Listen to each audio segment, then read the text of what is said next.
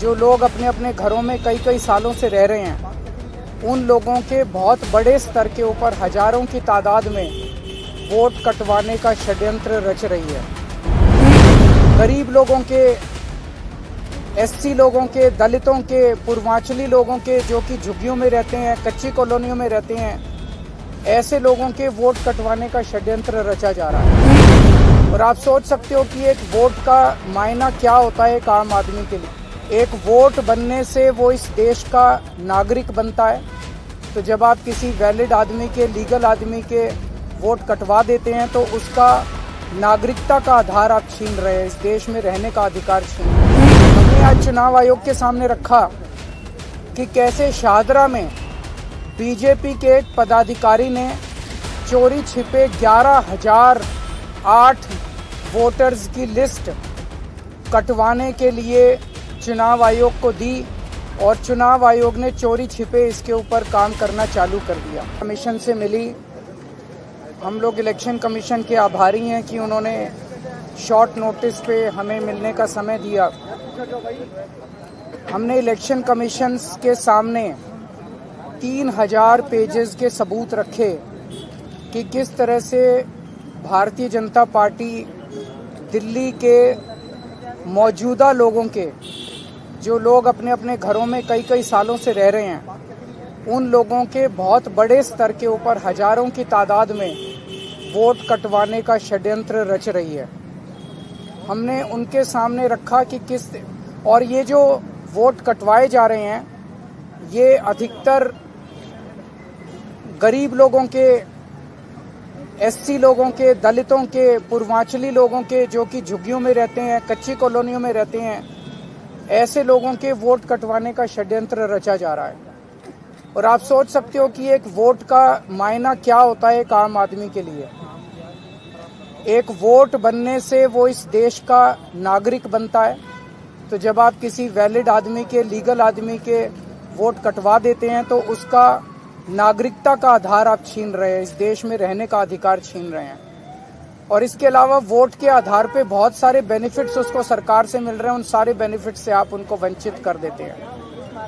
हमने आज चुनाव आयोग के सामने रखा कि कैसे शाहदरा में बीजेपी के एक पदाधिकारी ने चोरी छिपे 11,008 वोटर्स की लिस्ट कटवाने के लिए चुनाव आयोग को दी और चुनाव आयोग ने चोरी छिपे इसके ऊपर काम करना चालू कर दिया।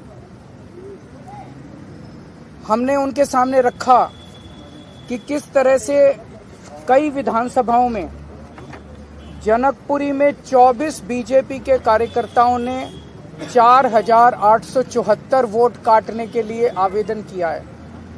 तुगलकाबाद में 15 बीजेपी के वर्कर्स ने 2,435 वोट काटने के लिए आवेदन किया है।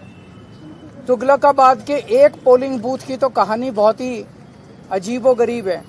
बूथ नंबर 117, इस बूथ पे 1337 टोटल वोट हैं। उन 1337 में से 554 वोट काटने के लिए 2 लोगों ने अप्लाई किया। 554 वोट, यानी कि एक ही बूथ के 40% वोट काटने के लिए आवेदन किया इन लोगों ने। पालम में 9 बीजेपी के कार्यकर्ताओं ने 1641 वोट काटने का आवेदन किया है। राजौरी गार्डन में 6 बीजेपी के कार्यकर्ताओं ने 571 वोट काटने का आवेदन किया है। हरिनगर में 4 बीजेपी के कार्यकर्ताओं ने 637 वोट काटने का आवेदन किया है। करावल नगर में 2 कार्यकर्ताओं ने 3,260 वोट काटने का आवेदन किया है। मुस्तफाबाद में एक ही व्यक्ति ने 534 वोट काटने का आवेदन किया है। हमारी मांग थी कि ये मास डिलीशन बंद किया जाए। अभी समरी रिवीजन चुनाव आयोग ने किया है, मास डिलीशन बंद किया जाए और जिन जिन लोगों ने इस किस्म के आवेदन किए हैं उनके खिलाफ एफआईआर दर्ज की जाए। चुनाव आयोग ने मोटे मोटे तौर पे 3-4 हमें आश्वासन दिए। एक तो ये कि कोई मास डिलीशन अब चुनाव के पहले नहीं किया जाएगा। दूसरा ये कि अगर कोई भी डिलीशन किया जाता है तो वो लिस्टों के आधार पर नहीं किया जाएगा। किसी को भी अगर डिलीशन कराना है तो उसे फॉर्म 7 भरना पड़ेगा, उसी के आधार पर डिलीशन होगा। और अगर चुनाव आयोग तय करता है कि कोई डिलीशन होना है तो उस पर पहले फील्ड इंक्वायरी होगी और फील्ड इंक्वायरी में बीएलओ जो है वो अपने साथ बाकी पार्टियों के पदाधिकारियों को, रिप्रेजेंटेटिव्स को भी साथ लेके जाएंगे।